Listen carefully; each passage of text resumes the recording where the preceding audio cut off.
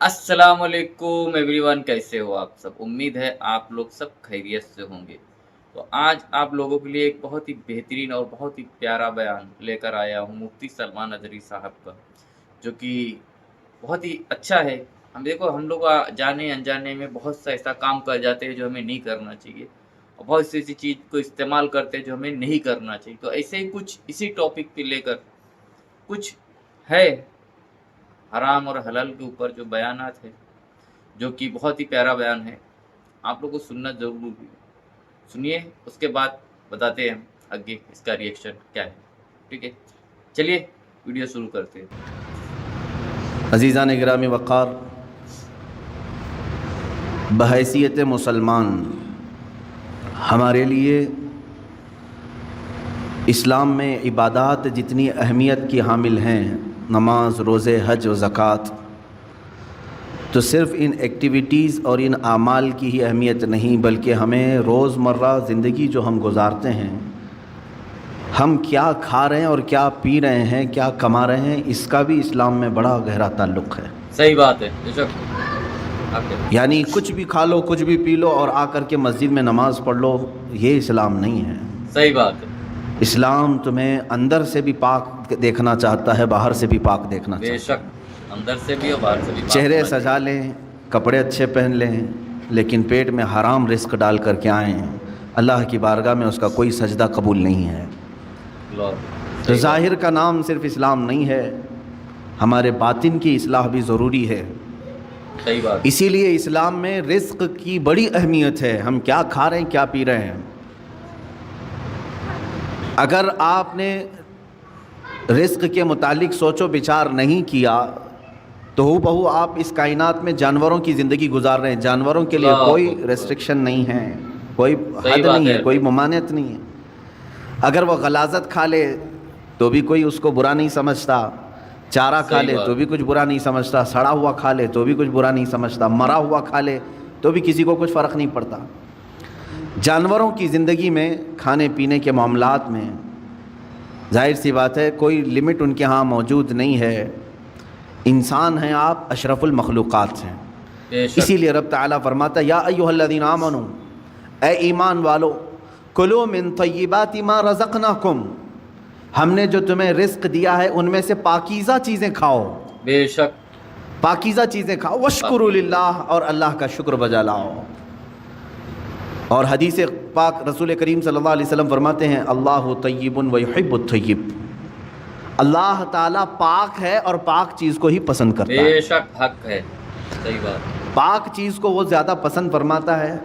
तो पाक जिस तरह से, अब आपको मैं मसाइल बताऊं, नमाज में आने से पहले पहले आप कई चीज़ों पर तवज्जो देते हैं। बिल्कुल सही। बदन पाक है या नहीं, बिल्कुल सही। सबसे पहले आप ये देखते हैं बिल्कुल सही कि कहीं पेशाब पखाना या नजासत हकीकी ना हुई हो, सही यानी गुस्ल वाजिब ना हुआ हो, ऐसी सारी चीज़ें आप बदन का देख लेते हैं।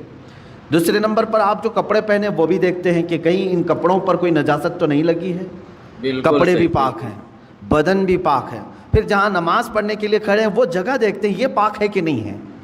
कितनी पाकी का एहतमाम है। एक नमाज, एक सजदा अदा करने से पहले बदन का गुस्ल से होना, वज़ू से होना, कपड़ों का पाक साफ़ होना और फिर उस जगह का भी पाक होना ज़रूरी है। ये शराइत नमाज में से है। बेशक, अगर इनमें से कोई एक चीज़ भी नापाक रही तो नमाज होगी नहीं। बदन नापाक था या कपड़े नापाक थे या वो जगह नापाक थी जहाँ नमाज पढ़ रहे हैं, नमाज होगी नहीं। मेरे अजीज़ों, हम जब इन चीज़ों का एहतमाम करते हैं तो ये तो ज़ाहिरी अहकाम हुए जो शरीयत ने हमारे ऊपर रखे हैं। और हदीस पाक में अल्लाह ताला के हबीब सल्लल्लाहु अलैहि वसल्लम फरमाते हैं इन्नल्लाह ला यंजुरु इला सुवरिकुम बल इला कुलूबिकुम, अल्लाह तुम्हारी सूरतों की तरफ नहीं देखता, तुम्हारे दिलों की तरफ देखता है। अब तुम मस्जिद में आ रहे हो, बदन भी पाक करके आए, कपड़े भी पाक करके आए और जगह भी पाक है जहाँ नमाज पढ़ रहे हैं, लेकिन जिस्म के अंदर हराम ग़िज़ा लेकर के आए, नापाक चीज़ें खा कर के आए, जिस चीज़ के अल्लाह ने और उसके रसूल ने मना फरमाया वो चीज़ें अपने जिस्म के अंदर लेकर के आए, तो यूँ ही समझ लो मेरे अजीज़ों कि अंदर की गलाज़त से आपने अपने आप को साफ़ नहीं किया, बाहर से साफ़ हो गए। इसी वजह से नमाज़ों का कमा हक़्क़हु लुत्फ़ भी नहीं मिल पाता, इबादतों का वो ज़ौक़ भी नहीं आ पाता। उसकी वजह क्या है? अंदर से ये ख़राबी मौजूद है। اوپر سے جتنی لیپا پوتی کر لیں ہیں. اس کی مثال یوں ہی ہے، آپ نے اپنے جیب میں سڑے ہوئے گوشت کے ٹکڑے رکھے ہیں، مردہ رکھا ہوا ہے. ظاہر سی بات ہے ایک مردہ اور یہ سڑے ہوئے گوشت کی بدبو کتنی ہوتی ہے. یا غلاظت اپنی جیب میں رکھے ہوئے ہیں، اوپر سے عطر پر عطر لگا رہے ہیں، عطر پر عطر لگا رہے ہیں. جتنا بھی عطر لگاؤ وہ اندر کی غلاظت کی بدبو آ ہی جاتی ہے. اور کبھی ایسا ہوتا ہے کہ اس عطر کا بھی فائدہ نہیں ہوتا، وہ مکس ہو کر کے کوئی اور ہی بو بن جاتی ہے، کوئی اور ہی مہکانے لگ جاتی ہے. بالکل صحیح بات. عزیزان گرامی، ہم اپنے اندر کی غلاظتوں کو رکھ کر کے اگر نماز، روزے، زکوٰۃ یہ ساری چیزیں کرتے رہیں تو ایسی ہی ہے کہ یہ عبادتوں کا کما حق و فائدہ نہیں اٹھا پاتے.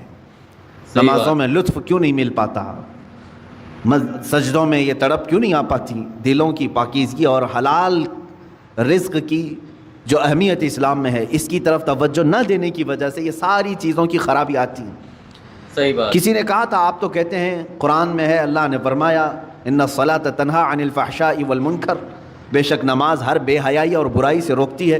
ادھر نماز پڑھ رہا ہے ادھر چپل چوری کر رہا ہے، ادھر نماز پڑھا ادھر فوراً باہر نکلتے ہی اجنبی عورتوں پر نظر ڈال رہا ہے.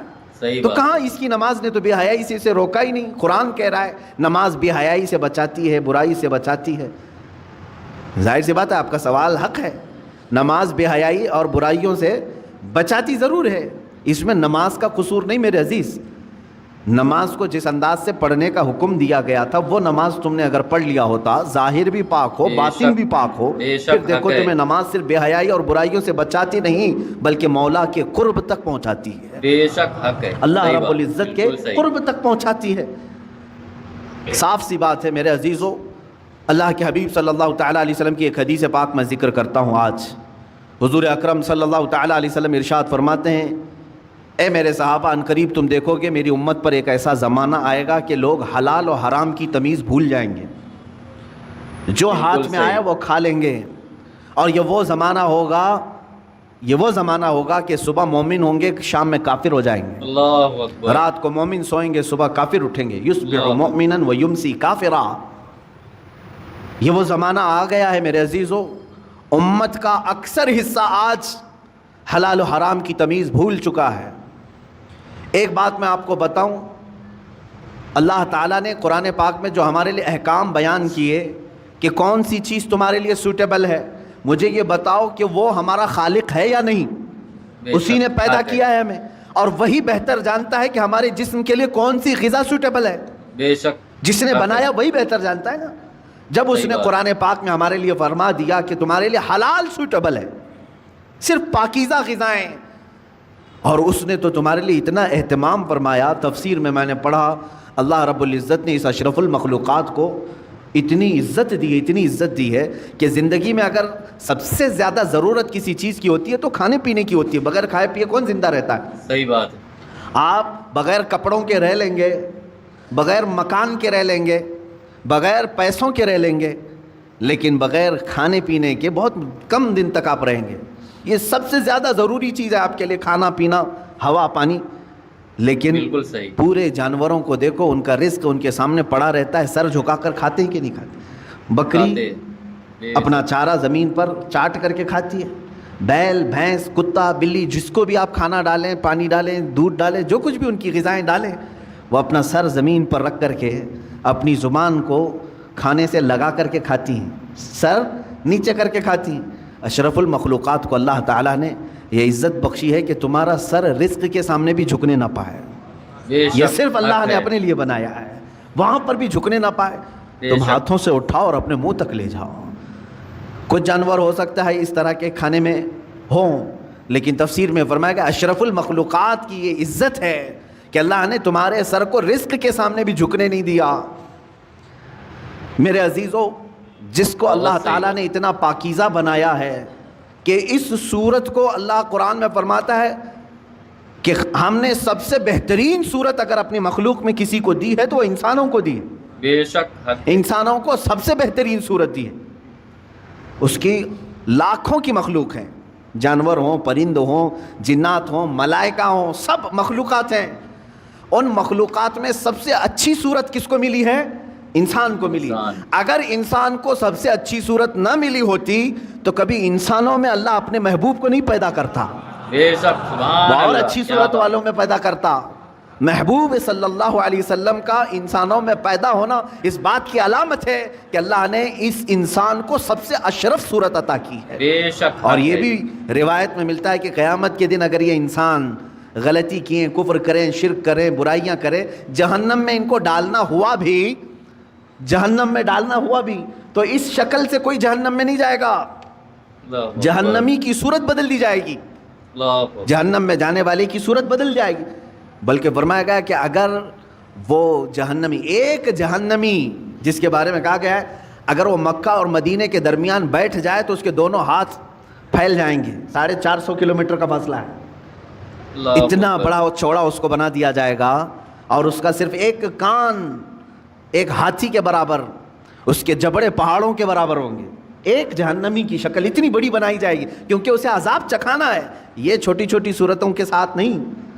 اب بتائیں محدثین نے اس شکل کے ساتھ جہنم میں کیوں نہیں ڈالا جائے گا؟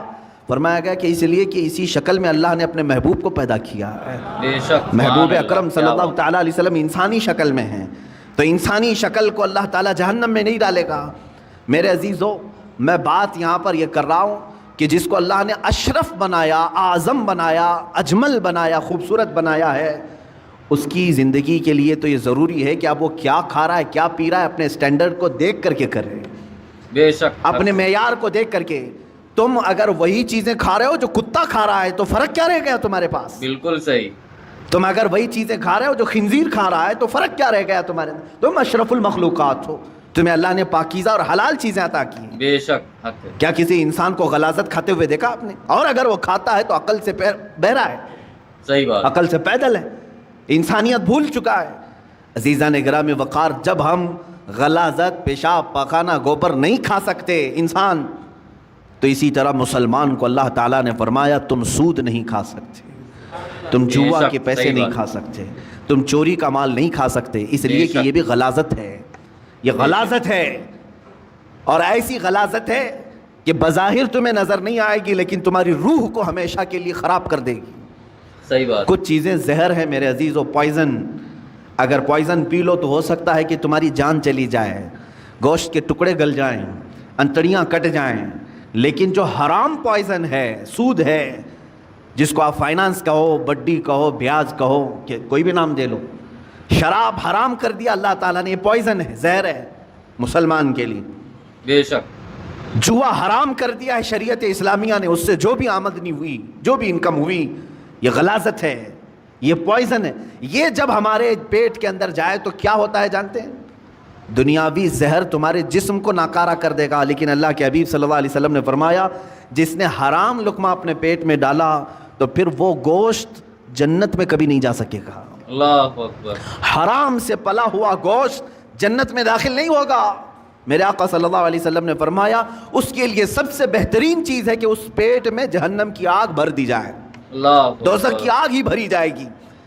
اے مومنو, تمہارے لیے اللہ تعالیٰ نے جو راستے بیان کیے ہیں ان راستوں سے ہرگز نہ ہٹنا, بے شک. ہرگز نہ ہٹو. قرآن پاک میں اللہ تعالیٰ نے ایک جگہ نہیں کئی جگہوں پر ارشاد فرمایا کہ تم زمین میں پھیل جاؤ, اللہ کا رزق تلاش کرو.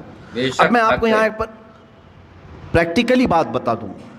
میں نے جن چیزوں کو منع آپ کے سامنے ابھی منع کے طور پر پیش کیا, چوری ہوئی یہ حرام ہے, سود یہ حرام بے ہے, شک. جوا یہ حرام ہے, شراب کے پیسے یہ حرام ہیں. یہ 4-5 چیزیں میں نے گنائے نا. آپ کو میں بتاؤں اللہ تعالیٰ کی یہاں پر موجودہ نعمتوں میں حرام بہت کم ہے, حلال کی تعداد بہت زیادہ ہے. بے شک. حق ہے. حلال کی تعداد بہت زیادہ ہے. لیکن جس کی روح بیمار ہو, جس کا خاتمہ خراب ہونا ہو, وہ بہت زیادہ حلال کو چھوڑ کر کے چھوٹے سے حرام کے ایک ہی دروازے کو پکڑنے کی کوشش کرتا ہے. صحیح بات. حلال دروازے دنیا میں 100 کی تعداد میں, تو حرام دروازہ ایک ہی ہے, لیکن داخل اس میں آسانی سے ہونے کی کوشش کرتا ہے بندہ. قرآن پاک میں آپ دیکھیں اللہ نے فرمایا حرم الربا, سود کو اللہ نے حرام کر دیا, لیکن اس کے بدل میں کیا کیا حلال ہے یہ کبھی سوچا آپ نے؟ سود حرام ہے, بڑھا کر کے پیسہ لینا, بیاج یہ حرام ہے, اللہ نے فرما دیا. لیکن کیا اس کے علاوہ کوئی دوسرا راستہ ہے ہی نہیں پیسے کمانے کا؟ اللہ تعالیٰ نے فرمایا تجارت تمہارے لیے حلال ہے، ملازمت تمہارے لیے حلال ہے، کھیتی باڑی تمہارے لیے حلال ہے، نوکری تمہارے لیے حلال ہے. تم یہ تمام راستے، ایک سود کو حرام قرار دیا اور کئی راستے حلال کے اللہ نے خود تمہیں بتائے. مشارکت ہے، پارٹنرشپ کر لو، مزاربت ہے، نفع میں حصہ داری مقرر کر لو، یہ حلال طریقے بتائے. شراب کو اللہ نے حرام کر دیا تو کیا پوری دنیا کی پینے والی چیزیں سب حرام ہو گئی؟ ایک کو اللہ نے فرمایا حرام ہے شراب، جس سے نشہ ہے، بدلے میں اللہ تعالیٰ نے ہزاروں چیزوں کو رکھا. دودھ پی لو حلال ہے، شربت پی لو حلال ہے، مٹھائیاں کھا لو حلال ہے. حلال کی تعداد دنیا میں بہت ہے، حرام کی تعداد کم ہے. لیکن انسان جب شیطانیت پر اتر آتا ہے تو ہزاروں حلال کو چھوڑ کر تھوڑے سے حرام میں ہی جانا پسند کرتا ہے. صحیح بات ہے. سورہ قیامہ کی آیت ہے، اللہ رب العزت فرماتا بل یرید الانسان لیفجر امامہ، انسان یہ چاہتا ہے کہ اس کے سامنے بے حیائی کی جائے. وہ پسند اسی چیز کو کرتا ہے اکثر. تمہیں اللہ تبارک و تعالیٰ نے اگر کسی چیز کو دیکھنے سے منع فرمایا اجنبی عورتوں سے، تو کیا تمہارے لیے کوئی عورت دیکھنا حلال ہی نہیں ہے؟ تمہاری ماں کو دیکھنے پر کعبہ مکرمہ دیکھنے کا ثواب رکھا گیا. سبحان اللہ. بے شک. تمہاری بہنوں کو دیکھنا تمہارے لیے حلال رکھا گیا ہے. بے شک. تمہاری بیویوں کو دیکھنا حلال رکھا گیا ہے، بلکہ ثواب بھی رکھا گیا ہے. تمہاری بیٹیوں کو دیکھنا تمہارے لیے حلال رکھا گیا ہے، ثواب بھی رکھا گیا ہے. بے شک. ایک اجنبی خاتون کو دیکھنا حرام اللہ نے فرمایا ہے، تو ایسا نہیں کہ پوری دنیا کی عورتیں تم کو دیکھ نہیں سکتے. عزیزان گرامی وقار، حرام کی تعداد کم ہے اور حلال کی تعداد زیادہ ہے، لیکن جس کے اندر جس کا باطن خراب ہو چکا ہو اس کی طبیعت حرام کی طرف ہی مائل ہوتی ہے. صحیح بات. اللہ کے حبیب صلی اللہ تعالیٰ علیہ وسلم کی ایک حدیث میں سناؤں آپ کو. موسیٰ کلیم اللہ علیہ الصلاۃ والتسلیم کوہ طور پر جا رہے تھے. ایک بندے کو آپ نے روتے ہوئے گڑ گڑاتے ہوئے دیکھا. وہ دعا کر رہا تھا، اور کیسے دعا کر رہا تھا، اتنا رو چکا تھا وہ کہ اس کے کپڑے بھیگ چکے تھے آنسوؤں سے. اس کے آنسوؤں سے کپڑے بھیگ چکے تھے. رو رو کر کے زار و قطار وہ دعائیں کر رہا تھا. موسیٰ علیہ السلام جلیل القدر پیغمبر ہے، انہیں ترس آ گیا اس پر. طور پر جانے کے بعد اللہ کی بارگاہ میں انہوں نے اس کی سفارش کی، اے مولا، وہ بندہ جو کوہ طور کے نیچے بیٹھا ہے تجھ سے اتنی دیر سے مانگ رہا ہے کہ آنسوؤں سے اس کے کپڑے تر ہو گئے ہیں، اس کی دعا سن لے مولا، اس کی دعا قبول کر لے. رب تعالیٰ نے فرمایا اے موسیٰ، مانگتے مانگتے اس کے ہاتھ آسمان کو پہنچ جائیں، روتے روتے وہ مر بھی جائے تو میں اس کی دعا قبول نہیں کروں گا. اللہ اکبر. موسیٰ علیہ السلام نے عرض کیا مولا ایسا اس نے کیا کیا؟ رب تعالیٰ فرماتا ہے کہ اس لیے کہ اس کے بدن پر کپڑے حرام ہیں اور پیٹ میں لقمہ حرام ہے. اللہ اکبر. حرام کا لقمہ اس کے پیٹ میں ہے اور حرام کا لباس اس کے جسم پر ہے. میں اس کی دعا کو اس کی موت تک قبول نہیں کروں گا. دعائیں نہیں جاتی ہیں، بار اجابت تک نہیں ٹکرائیں گی. دعاؤں کے قبول ہونے کی شرائط کبھی آپ نے پوچھا کسی سے جا کر کے؟ یہ شکایت تو سب کی ہے، بہت دعا کیا، بہت وظیفے پڑھے، اب تک کچھ بھی نہیں اثر ہوا، کچھ بھی نہیں قبول ہوا. کبھی اس کے نہ قبول ہونے کے علامات یا شرائط کیا ہیں دعا قبول ہونے کی، یہ آ کر کے کبھی آپ نے پوچھا؟ سب سے پہلی شرط ہے دعاؤں کے قبول ہونے کی، حلال کھائے اور سچ بولے. بے شک. حلال کھائے اور سچ بولے. اللہ کے حبیب صلی اللہ علیہ وسلم نے ایک صحابی کو یہ عمل بتایا، کہا اگر تم چاہتے ہو کہ ہر دعا تمہاری قبول ہو جائے تو مستجاب الدعوات بن جاؤ تو دو چیزوں کی پابندی کرنا، زبان سے سچ بولنا اور منہ سے حلال لقمے کھانا. پھر کوئی وظیفہ کرو نہ کرو اللہ تمہاری ہر دعا قبول کرے گا. بے شک حق ہے. مستجاب الدعوات بنو گے. یہاں آج وہ حدیث صادق آ رہی ہے میرے عزیزو، جو اللہ کے حبیب صلی اللہ علیہ وسلم نے فرمایا اے میرے صحابہ، ان قریب تم دیکھو گے امت پر میرے ایک ایسا زمانہ آئے گا کہ میری امت حلال و حرام کی تمیز بھول جائے گی، ختم کر دے گی. صحیح بات. وہ زمانہ میں اب آنکھوں سے دیکھ رہا ہوں. آج امت مسلمہ کو پوری دنیا نے سودی کاروبار پر لگا کر رکھا ہے. حقیقت میں آپ کو بتاؤں، آج یہودیوں کا سب سے بڑا نظام، دجالی نظام، یہ کریڈٹ پر جو چل رہا ہے، سودی بینکوں کا جو نظام انہوں نے پوری دنیا میں متعارف کروایا، پوری دنیا سے انہوں نے حلال کا خاتمہ کرنے کی کوشش کی. اس میں مسلمان بھی ملوث ہو گئے. بینکوں کے مسائل الگ ہیں لیکن تقریباً پوری دنیا کو انہوں نے سود پر لا کر کھڑا کر دیا. سود پر لا کر کھڑا کر دیا. اور سود کی نحوست ایسی ہے کہ جو بندہ اس میں ڈوب گیا وہ نحوستوں میں گرفتار ہو گیا. بے شک. اللہ اور اس کے فرشتے اس بندے سے اپنی نظر ہٹا لیتے ہیں جو سود کی بلا میں ملوث ہو جاتا ہے. لیا ہے کسی سے سود پر پیسہ استعمال کر رہا ہے اور بڈی بھر رہا ہے، اللہ تبارک و تعالیٰ اس بندے پر رحم نہیں فرمائے گا. اللہ لیکن اکبر۔ یہ ہے، میں نے پڑھا ہے سلطان عبد الحمید ثانی رحمۃ اللہ تعالیٰ علیہ، خلافت عثمانیہ کے ایک عظیم سلطان کا نام ہے، خلیفہ کا۔ ایک دن آپ نے اپنے وزیر سے کہا فلاں صاحب ہیں ان کو بلائیے، کوئی دکاندار تھے، تو وزیر نے بلایا، وہ اندر آئے، سلطان نے اپنی جیب سے کچھ پیسے نکالے اور کہا کہ یہ آپ کا پورا ہو گیا، حساب کتاب صاف۔ بادشاہ وقت ہے، خلیفہ صحیح بات۔ عبد الحمید ثانی، جس کی حکومت تقریباً آج کے 40 کنٹریز پر تھی، 40 ملکوں پر، وہ ایک بنیا سے دکان کے حساب کتاب کر رہا ہے اور پیسے واپس دے رہا ہے۔ وہ جب باہر نکلا بنیا تو وزیر نے پوچھا کہ آپ کو کیوں بلائے تھے خلیفہ اسلام، آپ کو کیوں بلائے تھے؟ کیا کہا میرا ان کے اوپر کچھ قرضہ باقی تھا، اللہ مجھ سے اکبر۔ انہوں نے قرضہ لیا تھا، وہ لوٹانے کے لیے بلائے۔ کہا وقت کا 40 ملکوں پر حکومت کرنے والا خلیفہ دکان کے ایک بنیا سے قرضہ لیا ہوا ہے؟ تو انہوں نے کہا ہاں، وہ بسا اوقات مجھ سے لیتے رہتے ہیں۔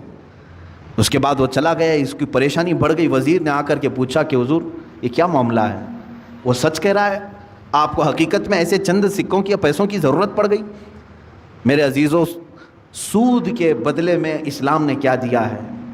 بادشاہ خلیفہ سلطان عبد الحمید ثانی اللہ ان پر رحم فرمائے فرماتے ہیں، میں نے ایک حدیث پڑھی تھی اللہ کے رسول صلی اللہ تعالیٰ علیہ وسلم کی، کہ بندہ اپنی ضرورتوں کے تحت اگر کسی سے قرض حسن لیتا ہے تو ادا کرنے کی نیت ہو، لیا ہے ادا کرنے کی نیت ہو، تو ادا کرنے کے زمانے میں جتنی دن تک وہ کوشش کرتا رہے گا، اللہ کے نزدیک وہ رحم کرنے والا بندہ پایا جائے گا۔ سبحان اللہ۔ خصوصی نظر اللہ کی اس پر ہوگی کہ یہ بندہ قرض میں ڈوبا ہوا ہے لیکن دینے کی نیت کیا ہوا ہے۔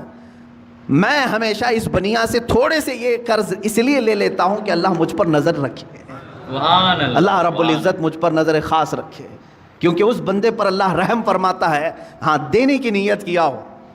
اور حدیث پاک میں یہ بھی ہے کہ قرض لیا ہے دینے کی نیت سے اور وہ کوشش میں لگ گیا دوسرے ہی دن سے مجھے دینا ہے مجھے دینا ہے، فرمایا اللہ تعالیٰ سارے فرشتوں کو اس کی مدد میں لگاتا ہے کہ اس کے لیے راستے کھول دو، سبحان کہیں سے بھی آ جائے اس لیے کہ اس کا بوجھ اتر جائے۔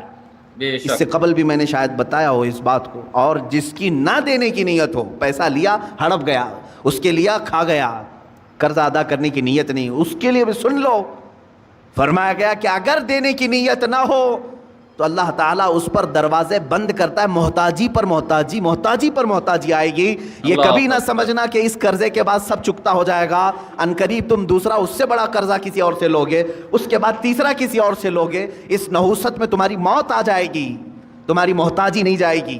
ایک قرض صحیح بات۔ اگر چکانے کی نیت نہ ہو، 100 قرضوں کا بوجھ تمہارے اوپر آ جائے گا، ذلیل ہو کر کے مریں گے دنیا سے۔ قرض ادا کرنے کی اگر نیت نہ ہو تو اس کے لیے وعید ہے۔ بہرحال میرے عزیزوں، میں رزق حلال کی بات کر رہا ہوں۔ مسلمان اگر حرام کی طرف جاتا ہے تو یہ اسے زیب نہیں دیتا۔ جو بے شک، اللہ اور صحیح اس کے بات۔ رسول صلی اللہ تعالیٰ علیہ وسلم کو دل و جان سے مانتا ہو، اللہ کی بارگاہ میں سجدہ ریز ہوتا ہو اور اللہ کی حمد و ثنا بیان کرتا ہو اپنی زبان سے، اس زبان کو ہرگز یہ زیب نہیں دیتا کہ وہ اپنی زبان سے حرام لقمے اپنے پیٹ میں اتارے، بے شک۔ حرام لقمے پیٹ میں اتارے۔ حضرت عبداللہ بن مبارک رحمۃ اللہ تعالیٰ علیہ فرماتے ہیں کہ نہیں، ان کا ایک واقعہ یوں بیان کیا گیا، جب آپ کا انتقال ہو گیا تو کسی نے آپ کو خواب میں دیکھا، پوچھا اے ابن مبارک اللہ تعالیٰ نے آپ کے ساتھ کیا معاملہ فرمایا؟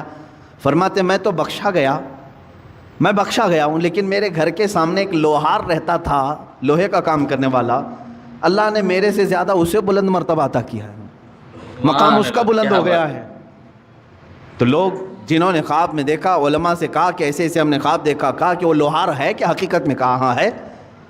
جا کر کے پوچھا گیا، اس کا بھی انتقال ہو چکا تھا، اس کی بیوی سے پوچھا گیا تیرا شوہر ایسا کیا کرتا تھا؟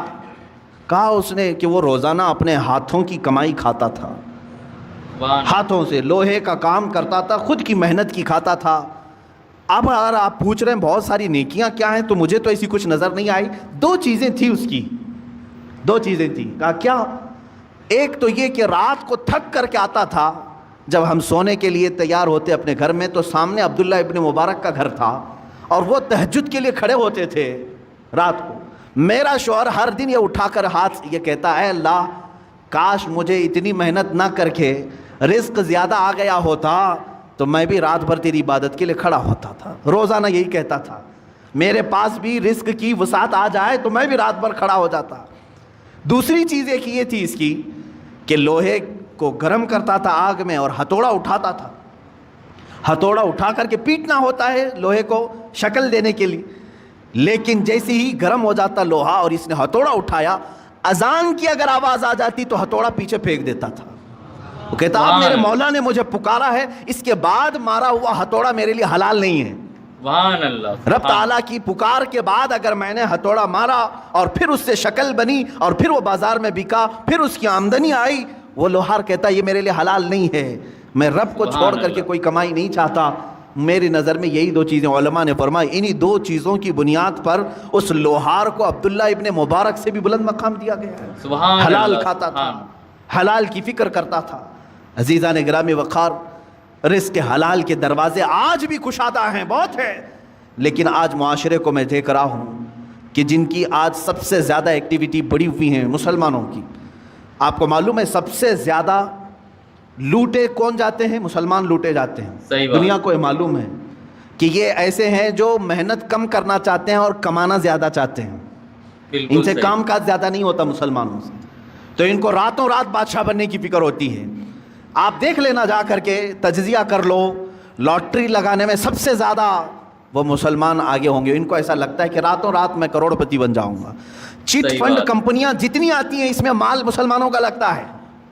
یہ چیٹ فنڈ کمپنیاں آتی ہیں جو لاکھ کو 2 لاکھ بناتی ہیں سال بھر کے بعد, اور دیتی بھی ہیں شروع میں, اور اس کے بعد چند سالوں کے بعد پورا کا پورا مال لے کر کے فرار ہو جاتی ہیں. صحیح بات ہے. حیدرآباد میں ہوا, بنگلور میں ہوا, ممبئی میں, یہ کنٹینیو چلتے رہتے ہیں. میں آپ کو بتاؤں, چیٹ فنڈ کمپنیاں نئی نئی آتی رہیں گی, ان کو پوری ٹریننگ دی جاتی ہے چلانے کی, نئی نئی اسکیمیں لانے کی. اور جو ڈسے ہوئے ہیں مسلمان, اب بھی اگر نئی کمپنی آئے تو پھر جا کے بھریں گے, پھر بھریں گے. کیوں؟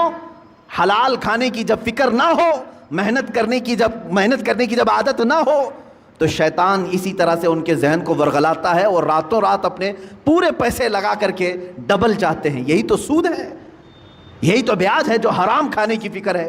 صحیح بات. اور آج کرکٹ کی دنیا میں جو پیسے لگائے جا رہے ہیں, اور جان بوجھ کر کے اس زمانے میں مسلمانوں کو, نوجوانوں کو اس میں مبتلا کیا گیا ہے کہ تمہارا مال ختم ہو جائے.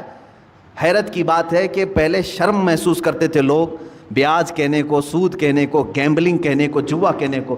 کرکٹ کے نام پر دنیا تمہیں جوئے میں ملوث کر رہی ہے اور تم خوشی سے کھیلے جا رہے ہو. یاد رکھو, جس نے جوئے کو دیکھا, جوا بازی کیا نہیں, کھیلا نہیں, دیکھتا رہا, اللہ رب العزت کا عذاب اسے گرفتار کرے گا. اللہ اکبر. سب سے بڑا عذاب اللہ کا یہ ہے کہ موت سے پہلے ایمان چھین لیا جائے.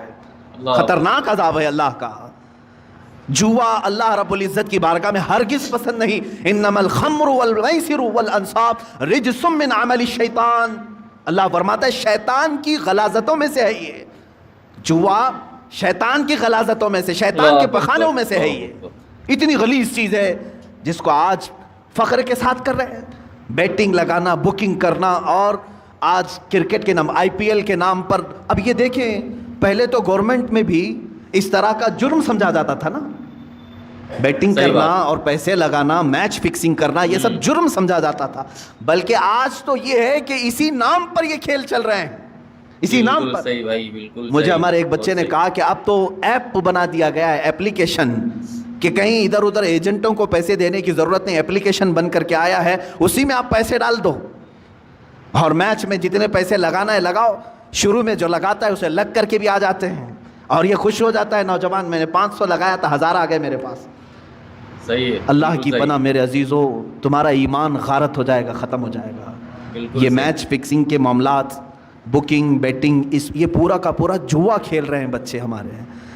سنو حدیث پاک, میرے آقا صلی اللہ تعالیٰ علیہ وسلم نے فرمایا, جو سود کھایا یا جوا کھیلا, توجہ, جوا کھیلا, میں خالی کرکٹ کی بات نہیں کر رہا ہوں, ہمارے بچے اپنی فٹنس کے لیے بہت سارے کھیل کھیلتے ہیں, میں نے کبھی ان کو نہیں روکا. آپ ورزش کی نیت سے بہت ساری چیزیں, لیکن وہی پیسہ لگا کر کے کھیلا, جوا ہو گیا. بالکل جوا ہو گیا, پورا کا پورا جوا ہے, گیمبلنگ ہے. حدیث پاک میں ہے جو جوا کھیل کر کے آیا, سود کا لقمہ کھا کر کے, اگر وہ مسجد میں آ بھی گیا اور وضو کیا میرے آقا فرماتے ہیں اس نے خنزیر کے خون سے اپنے ہاتھ اور پیروں کو دھویا ہے. اللہ اکبر. اس نے اپنے چہرے کو اور اپنے ہاتھوں کو خنزیر کے غلیظ جانور کے خون سے رنگا. اس کا کوئی وضو نہیں ہے, اللہ. اس کی کوئی نماز نہیں ہے. اے مسلمانوں, کیا تم یہ چاہتے ہو کہ تمہاری عبادتیں منہ پر مار دی جائے؟ بچوں کو آج مجھے بیدار کرنے کی ضرورت ہے, اس لیے میں نے آج گفتگو کی. اے میرے عزیزو, یہ دنیا جو تماشے دکھا رہی ہے یہ تماشے ہیں. صحیح بات. یہ جو دنیا لہو و لعب کی باتیں کر رہی ہے, قرآن نے بہت پہلے فرما دیا انما الحیات الدنیا لہو و لعب. دنیا کی پوری زندگی کھیل کود ہے, تماشا ہے. چند دنوں کے بعد ویرانی آ جائے بالکل گی, صحیح. چند دنوں کے بعد سناٹا ہے. بعض بزرگوں نے یہ فرمایا پوری دنیا کی مثال اسٹیڈیم کی طرح ہے, کھیل کی طرح ہے. پلیئرز آ رہے ہیں, لوگوں کے دیکھنے کی بھیڑ جمع ہے, آوازیں ہو رہی ہیں. کھیل ختم ہوا, ساری سیٹیں خالی, پلیئر بھی چلے گئے, بچا کیا؟ خالی گراؤنڈ. تمہاری زندگی دنیا میں ایسی ہی ہے, تم آئے ہو ہنسی خوشی کھیل کود سب چیزوں میں اپنی زندگی ختم کیے. اچانک ملک الموت کا پنجہ پڑے گا, اور پھر جب تم قبرستان میں لے جاؤ گے تو سارا کا سارا سناٹا ہوگا, کچھ نہیں. اب دنیا کا شور شرابہ کچھ نہیں. وہاں پھر سزا دینے والے فرشتوں کی چنگاڑ سنائی دے سکتی ہے. عزیزان گرامی وقار, ہمارا جب عقیدہ آخرت پر ہے, آخرت پر, مجھے ایک بڑی اچھی بات یاد آتی ہے. ایک بڑے عالم دین تھے, ان کے متعلق میں نے پڑھا. وہ ٹرین میں سفر کر رہے تھے, سامان کچھ زیادہ ہو گیا تھا اور اس کی فیس بھرنی تھی. جو پینلٹی ہوتی ہے یا تو پھر اس کا گورنمنٹ کو بھرنا تھا چارج. ٹی ٹی جو تھا اس نے کہا مولانا صاحب رکھ لیجئے, میں ہی ہوں سفر پر, اگلے اسٹیشن تک میں ہوں, میرے بعد جو ٹی ٹی آئے گا اس کو میں نے کہہ دینا ہے, میں بتا دوں گا کہ مولوی صاحب سفر پر ہیں, وہ بھی آپ کو کچھ فائن نہیں لگائے گا اور آگے اسٹیشن تک آپ کو چھوڑ دے گا. مولانا صاحب نے پوچھا کہ وہ کہاں تک چلے گا؟ آپ تو اگلے اسٹیشن تک جائیں گے, میرے سامان کی کوئی پوچھ تاچھ نہیں ہوئی. دوسرا ٹی ٹی آئے گا جس کو آپ بولیں گے وہ کہاں تک جائے گا؟ کہا ٹرین جہاں تک جائے گی وہ ٹی ٹی رہے گا. تو انہوں نے کہا نہیں, مجھے اور آگے تک جانا ہے, مجھے اور آگے تک جانا ہے. کیا وہ ٹی ٹی وہاں تک آئے گا؟ کہا کہاں تک جانا ہے؟ کہا مجھے میدان محشر تک جانا ہے, وہاں تک جانا ہے. اگر وہ تمہارا ٹی ٹی وہاں پر بھی سفارش کر دے گا اور اللہ سے میرے اس جرم کی سزا کو کم کروا دے گا, میں خاموش بیٹھتا ہوں. تم مجھ سے چوری کروا رہے ہو. انہوں نے اپنا وہ معاوضہ بھر دیا, اور ظاہر سی بات ہے اس ٹی ٹی کے دل میں بھی خوف خدا ایسا آیا, اس نے خود بیان کیا, اس کے بعد زندگی بھر کبھی میں نے حرام لقمے کی طرف ہاتھ نہیں بڑھایا. سبحان اللہ. ہمارے اسلاف اور ہمارے بزرگوں نے ہمیں یہ سکھایا ہے. آج امت کے پاس حلال لقمے بہت سارے ہیں. شیخ علی دقاق رحمۃ اللہ تعالیٰ علیہ کی ایک حکایت میں نے پڑھی تھی. یہ پہاڑوں پر جا کر کے عبادت کرتے تھے. ایک دن پہاڑوں کے اوپر یہ لکڑیاں کاٹنے کے لیے بھی جاتے تھے, لا کر کے بیچتے تھے کاٹ کر کے. ایک دن دیکھا ایک تھیلا وہاں پڑا ہوا ہے, تھیلی چھوٹی سی, اور اس کو ہلا کر کے دیکھا تو سونے کے سکے تھے, اشرفیاں تھیں. ظاہر سی بات ہے راستے میں اگر کسی کو سونے کی اشرفیاں مل جائیں تو اس کے کیا ہے, وارے نیازیں ہیں. اور انہوں نے اٹھایا, کہا کہ دل تو نہیں چاہتا کہ اس میں سے میں اپنے لیے کھاؤں, یہ لقطہ ہے, لقطہ کے احکام الگ ہیں شریعت. انہوں نے کہا میں یہ کسی مستحق کو دے دوں گا. لے لیا, دل میں ذرا برابر خرابی نہیں آئی. نیچے آئے, پہاڑ سے اتر کر کے دیکھا ایک حبشی غلام کالا, جس کے ہونٹ چوڑے تھے, معذور تھا, ہاتھ نہیں تھے پیر تو تھے, معذور شخص تھا, بیٹھا ہوا تھا, پسینے میں شرابور تھا. شیخ علی فرماتے ہیں مجھے لگا اس سے زیادہ مستحق کون ہوگا, اس کے پاس کھانے پینے کی کوئی چیز نہیں, کچھ نہیں. آپ لے جا کر کے وہ سونے کے سکے والی جو تھیلی ہے, اشرفیوں کی تھیلی, اس حبشی غلام کو دے دیتے ہیں, لے تو اپنے خرچے کر, اس میں مزے کے ساتھ زندگی گزار. اس حبشی نے کہا اے علی دقاق لے جاؤ اس کو, جہاں سے اٹھایا وہیں رکھو, پچھلے 1 سال سے روزانہ میں دیکھ رہا ہوں, پچھلے 1 سال سے میں اس کو روزانہ دیکھ رہا ہوں, آج تک ہاتھ نہیں اٹھایا. میرے عزیز و شیخ علی دقاق فرماتے ہیں کوئی حبشی غلام وہ اس زمانے کے قطب تھے جنہوں نے ہاتھ لگانے کو بھی منع فرمایا. آج ہم ان اسلاف کی روشنیوں کو بھول کر کے دنیا جو ہمیں ہے یہ کرشمے دکھا رہی ہے اس کے پیچھے پڑ گئے. موبائل اپلیکیشن میں اگر تمہیں پیسے بھرنے کی بات آ گئی, سوچا آسانی سے بھر دوں گا, کوئی نہیں دیکھ رہا ہے. میں میچ میں بیٹنگ لگا دوں گا, کسی ایجنٹ کے پاس نہیں گیا, اسی اپلیکیشن میں بھر دیا 500, کون دیکھ رہا ہے, میرے اکاؤنٹ سے کٹ گئے. یاد رکھو اللہ رب العزت علیم و خبیر ہے. لا تأخذہ سنۃ ولا نوم, جس کے پاس تمہیں فیصلہ دینا ہے اسے تو اونگ بھی نہیں آتی, نیند بھی نہیں آتی. ہم سے بچ لو گے, آج دنیا سے بچ لو گے. دوست و احباب کو چھپا کر کے تم جوا کھیل لو گے, لیکن دوست و احباب تمہارا نہ فیصلہ کرنے والے ہیں نہ تمہیں سزا و جزا دینے والے ہیں. جس کے پاس فیصلہ ہونا ہے اس کی تو شان یہ ہے کہ اسے اونگ بھی نہیں آتی, وہ غافل بھی نہیں ہے کسی چیز سے. تمہارے حالتیں, تمہارے دل کی خبریں وہ سب جان رہا ہے. تو یاد رکھو, جو نوجوان اس آفت اور بلا میں ملوث ہو گئے ان کے لیے میں کہوں گا کہ تمہارے لیے دردناک عذاب ہے, دردناک عذاب ہے. یہ راستہ جو تم نے چنا ہے یہ اسلامی راستہ نہیں ہے. اب حرام کی جو وعیدیں ہیں جانتے ہو, اللہ اکبر. میرے آقا صلی اللہ تعالیٰ علیہ وسلم نے فرمایا جس نے حرام لقمہ کھایا, سود کا ہو کہ جوا کا ہو, حدیث میں سود کے لیے یہ لفظ آیا ہے. جو راتوں رات کمانے کے چکر میں خواب دیکھتے رہتے ہیں ان کے لیے بھی سنیں آپ. پیسے 1 لاکھ روپے ہیں تو سوچتے مارکیٹ میں گھما دوں گا, لگ کر کے تو آ جائیں گے, لوگ اپنی ضرورتوں کے اعتبار سے یوز کر لیں گے اور مجھے بڑھا کر کے دے دیں گے. یہ جو سودی کاروبار میں جو لوگ ملوث ہیں, میرے آقا صلی اللہ علیہ وسلم فرماتے ہیں یہ سود 1 لاکھ 2 لاکھ کھانے کی بات الگ ہے. جس نے 1 درہم کھایا, 1 لقمہ کھایا, گویا کہ اس نے خانہ کعبہ کے سامنے اپنی ماں سے زنا کیا. معاذ اللہ رب العالمین, 100 بار معاذ اللہ. رونگٹے کھڑے ہو جاتے ہیں. اس طرح کی وعید آئی ہے, اتنی خطرناک وعید کسی اور گناہ پر میں نے نہیں پڑھی. اتنی سخت وعید ہے حرام لقموں کے متعلق. مسلمانوں کو تو ان حالات میں میرے عزیزو اللہ کی بارگاہ میں جواب دینا ہے. ہر نوجوان کو, ہر مرد کو, ہر عورت کو, تمہارے لیے حلال راستے کشادہ ہیں. تم نہیں جانتے کہ اپنے محنت سے کمانے کے متعلق میرے آقا صلی اللہ علیہ وسلم نے کیا فرمایا. فرماتے ہیں اللہ رب العزت کی بارگاہ میں سب سے پسندیدہ عمل کیا ہے. دیکھیں تقریباً اللہ تعالیٰ نے 1,24,000 کم و بیش نبیوں میں ایک لقب میرے آقا کو عطا فرمایا. اس لقب کے ساتھ کسی اور نبی کو نہیں بلایا گیا, حبیب اللہ, اللہ کا حبیب. حضور صلی اللہ علیہ وسلم کو کہا گیا حبیب اللہ. لیکن یہی لقب اللہ تعالیٰ نے ایک اور جگہ فرمایا. میرے آقا صلی اللہ علیہ وسلم فرماتے ہیں الکاسب حبیب اللہ, اپنے ہاتھ سے حلال کھانے والا بھی حبیب اللہ ہے. بے شک اپنے ہاتھ سے محنت کر کے حلال کھانے والا حبیب اللہ ہے. ہاتھ سے محنت کر کے کھانے کا مطلب یہ نہیں ہے کہ پھوڑا اٹھائے, کدالی اٹھائے, یہی نہیں ہے. ہاتھ سے محنت کرنے کے بہت سارے معاملات ہیں. تم آفس میں بیٹھ کر کے ورک کر رہے ہو, یہ بھی محنت ہے تمہاری. تجارت کے دیکھ ریکھ کر رہے ہو, یہ بھی محنت ہے تمہاری. صحیح بات. لیکن حرام راستے پر نہ گیا ہو. کاشتکاری کرنے والا حلال کما رہا ہے, ٹھیلا کھینچنے والا حلال کما رہا ہے. عزیزان گرامی, حلال کمانے میں کبھی اپنے آپ کو ہلکا بھی مت جاننا کہ عیب ہے یہ. قلیوبی میں میں نے ایک حکایت پڑھی, اللہ اللہ, میرے آقا صلی اللہ تعالیٰ علیہ وسلم کے متعلق. اے نوجوانوں, تم راتوں رات بیٹھ کر کے پیسے لگا کر کے اپنے گھر میں حرام کے لیے دروازے کھول رہے ہو. سنو اپنے اس آقائے امت صلی اللہ علیہ وسلم کی بارگاہ میں, سید الانبیاء, سید المعصومین, سید الاصفیاء, حبیب کبریا صلی اللہ تعالیٰ علیہ وآلہ وصحبہ وبارک وسلم حسنین کریمین کے گھر آئے ہیں. دیکھا بچے بھوکے ہیں.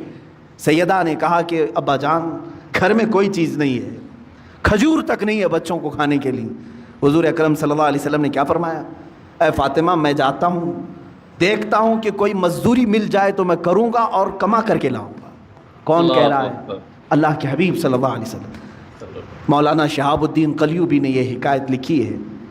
فرماتے ہیں کہ میرے آقا صلی اللہ تعالیٰ علیہ وسلم مدینے کے باغیچوں کو دیکھتے ہوئے گئے. دور ایک باغیچے کے پاس آپ نے دیکھا کہ ایک مالک باغیچے کا پانی کنویں سے نکال کر کے ڈال رہا تھا درختوں پر. حضور اکرم صلی اللہ تعالیٰ علیہ وسلم نے ارشاد فرمایا کیا مجھے یہاں تیرے باغیچے میں کوئی کام مل سکتا ہے؟ اس نے کہا ہاں, تم میرے اس کنویں سے ڈول گھڑا پانی بھر کر کے درختوں پہ ڈالو, میں بدلے میں کھجوریں دوں گا.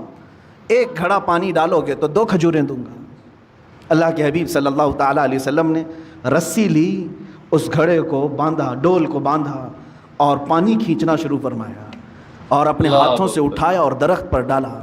درخت کو سینچا, 2 3 4 درختوں کو سینچا. چوتھی یا تیسری مرتبہ رسی ٹوٹ گئی اور گھڑا ڈول کنویں میں گر گیا. یہ اللہ کے حبیب صلی اللہ تعالیٰ علیہ وسلم کی بات کر رہا ہوں۔ میرے عزیز بچوں، نوجوانوں، جب تمہارے ہاتھ میں حرام کاریاں شیطان دے دے تو میرے نبی کو یاد کر لینا اس دن۔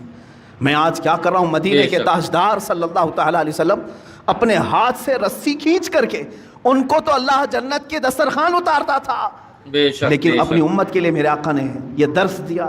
رسی ٹوٹ گئی، گھڑا اندر گر گیا، باغیچے کا مالک نہیں جانتا تھا، آیا اس نے ہاتھ اٹھا دیا۔ مزدوروں کے ساتھ جس طرح کیا جاتا ہے، اللہ کے حبیب صلی اللہ تعالیٰ علیہ وسلم نے جواب نہیں دیا۔ میرے آقا صلی اللہ تعالیٰ علیہ وسلم نے جواب نہیں دیا، اس لیے کہ میں مزدوری کر رہا ہوں یا کام کر رہا ہوں۔ آپ نے گھڑے کو نکالا، پھر رسی کو باندھ کر کے اس کو دے دیا۔ غالباً اس دن 6 یا 8 کھجوریں ملی، وہی لے کر کے حسنین کریمین کو کھلانے کے لیے میرے آقا تشریف لائے، گھر میں تشریف لائے وہی کھجوروں کے ساتھ۔ کائنات کا آقا و مولا اپنے ہاتھوں سے کما کر کے اپنے بچوں کو کھلا سکتا ہے، اور تم راتوں میں بیٹھ کر کے گیمبلنگ کر کے جوئے کھیل کر کے اپنے گھر کو جہنم کی آگ سے بھرنا چاہتے ہو؟ کیسی امت ہے میرے آقا کی۔ حضور اکرم صلی اللہ تعالیٰ علیہ وسلم نے کسی کو یہ چیز بیان نہیں کی، لیکن جس نے ہاتھ اٹھایا تھا اس کے بعد اسے احساس ہونے لگا کسی حسین چہرے پر میں نے ہاتھ اٹھایا ہے، چاند جیسا کوئی میرے باغیچے میں اترا تھا۔ بعد میں بے قراری اتنی بڑی کہ جو گزرتا تھا اسے پوچھتا تھا کہ ایک ایسی شخصیت میرے ہاں آئی تھی، کون ہے یہ؟ لوگوں نے کہا کہ وہ تو محمد رسول اللہ تھے صلی اللہ علیہ وسلم۔ اس نے کہا وہی ہے؟ کہا ہاں۔ اس نے ندامت اور شرمندگی کی وجہ سے تلوار اٹھائی اور اپنا ہاتھ کاٹ دیا۔ کہا مجھے اس ہاتھ کی ضرورت نہیں، میں نے ہاتھ اٹھا دیا۔ اسی حالت میں وہ مسجد نبوی آیا، اللہ کے حبیب صلی اللہ تعالیٰ علیہ وسلم کے پاس شام کے وقت آیا، زاروں قطار رونے لگا، مجھ سے گستاخی ہو گئی، میں نہیں جانتا تھا، اور میں نے کبھی یہ نہیں سوچا تھا کہ اللہ کا رسول باغیچے میں میرے آ کر کے ڈول سے پانی سینچے گا، پانی نکال کر کے درختوں پر ڈالے گا۔ اللہ کے حبیب صلی اللہ علیہ وسلم نے کسی کو کچھ نہیں کہا، اس کے ہاتھ کو لے کر کے پھر سے مونڈے سے جوڑا اور اپنا لعاب پاک لگا کر بھیج دیا۔ سبحان اللہ، صحیح ہو گیا مسئلہ۔ میں نے قلیوبی میں یہ بات پڑھی ہے، صرف اس لیے عرض کرتا ہوں آج بچوں کو، نوجوانوں کو، تم کو شیطان یہ راستہ دکھاتا ہے کہ تم جہنم کی آگ اپنے گھروں میں، اپنے برتنوں میں، اپنے پتیلیوں میں بھر دو حرام رزق سے، اور اللہ کا حبیب صلی اللہ تعالیٰ علیہ وسلم تمہیں یہ درس دیتا ہے، رسول کریم صلی اللہ علیہ وسلم تمہیں یہ راستہ دکھاتے ہیں کہ تمہارا گھر حلال کی برکتوں سے منور ہو جائے، تم کھاؤ، نور پیدا ہو۔ جس کے گھر میں حلال رزق ہوتا ہے اس کو عبادتوں کا ذوق بڑھ جاتا ہے، اس کے سجدوں میں لذت زیادہ ہو جاتی ہے، وہ مسجد سے نکلنے کی خواہش کبھی نہیں کرتا، وہ اللہ کی بارگاہ میں ملاقات کی خواہشیں زیادہ کرنے لگ جاتا ہے۔ حلال جب جسم کے اندر نہ ہو تو پھر اس کے پیٹ میں غلاظتیں ہی زیادہ، افکار و نظریات خراب، پراگندہ اور ہمیشہ حرام کاری کرنے کی خواہشیں پیدا ہونے لگتی ہیں۔ سیم یہی مثال ہے کہ اس پیٹ میں تم غلاظت ڈالو گے، ہاتھوں اور پیروں سے غلیظ کام ہی ہوں گے۔ حلال لقمے ڈالو تو آنکھوں سے بھی نور چمکے گا، زبانوں سے بھی شہد ٹپکے گا، ہاتھوں اور پیروں سے بھی نیکیوں کے کام ہوا کریں گے۔ رزق کا بڑا اہم رول ہے اسلامی زندگی میں، اگر مسلمان اس کی توجہ نہیں کرتا تو میں سمجھتا ہوں وہ ظاہری مسلمان ہے، باطن میں جہنم کی آگ بھر رہا ہے، باطن میں دوزخ کی آگ بھر رہا ہے۔ سیدنا حبیب اعجمی رحمۃ اللہ تعالیٰ علیہ کے بھی متعلق یہی ہے، وہ سود کا کاروبار کرتے تھے، لیکن ایک دن ان کی بیوی نے دیکھا کہ گھر میں پتیلی رکھے ہیں، گوشت اور سالن چڑھا کر کے گئے، پکنے کے بعد دیکھا تو پوری کی پوری ہانڈی میں خون بھرا ہوا تھا، سود کی رقم تھی۔ بیوی نے کہا کہ یہ جب لوگوں کا سود لیتے ہو تو یہی ہوگا، ہو سکتا ہے اللہ تعالیٰ تمہیں اپنی طرف بلانے کے لیے نشانی دی ہے، ورنہ تو اکثر کو اللہ تعالیٰ نشانی بھی نہیں دیتا کہ ان کے لیے آخرت کا عذاب ہے۔ تمہیں اللہ تعالیٰ ایک موقع دیا ہے۔ اسی دن وہ توبہ کر کے اپنے گھر سے نکل گئے۔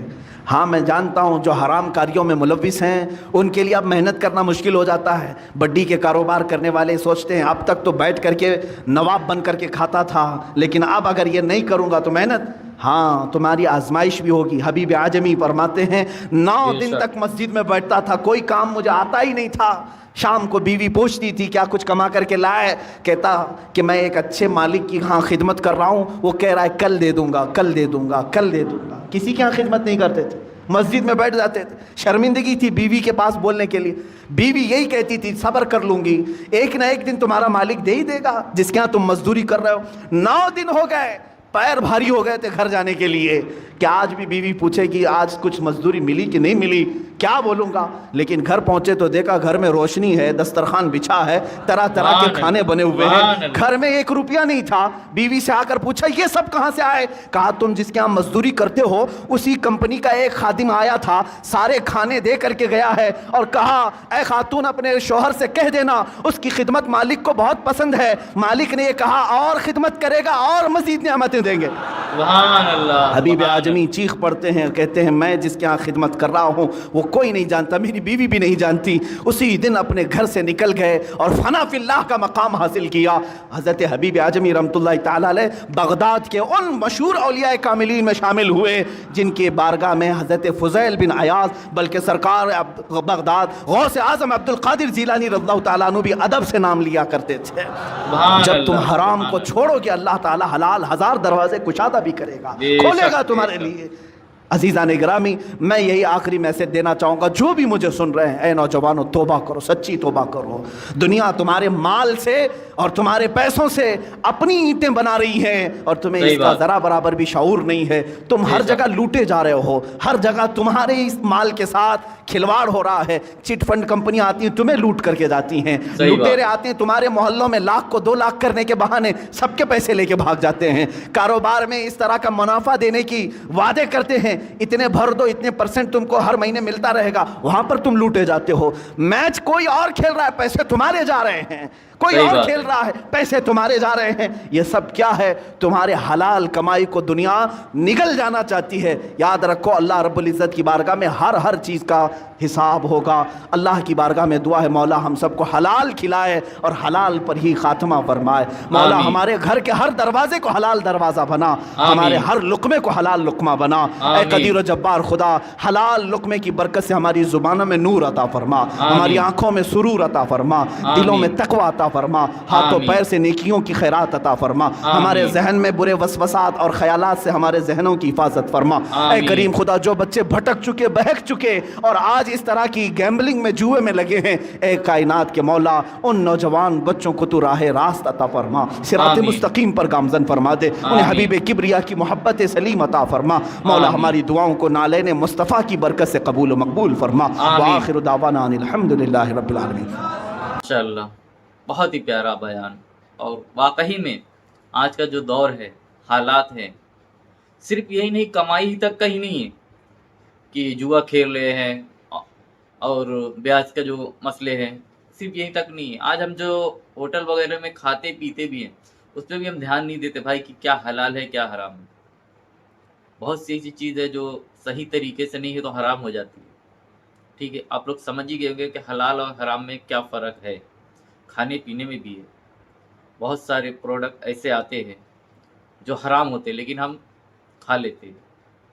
تو آپ سے گزارش ہے کہ یہ سب چیز پر بھی دھیان دیں ذرا، کھانے پینے والی چیز پہ، ٹھیک ہے۔ اور جو بھی بیان کیا گیا ہے اس کو زیادہ سے زیادہ اپنے دوست احباب تک پہنچائیں جو یہ سب پیسہ لگاتے ہیں ایپوں پہ، جو کھیلتے ہیں گیموں، اس پہ پیسہ لگاتے ہیں، جو جوا ہی ہے نا بھائی، پیسہ لگانا پھر اس سے آیا تو آنے گیا۔ تو مہربانی کر کے اپنے دوست احباب تک اس ویڈیو کو زیادہ سے زیادہ شیئر کریں۔ ملتے ہیں اگلے ویڈیو میں، اور کمنٹ کرنا نہ بھولیں، اور نئے ہیں تو سبسکرائب بھی کر لیں۔ کمنٹ یار آپ لوگ کر نہیں رہے ہو، پلیز کمنٹ کرو۔ ملتے ہیں اگلے ویڈیو میں، اللہ حافظ۔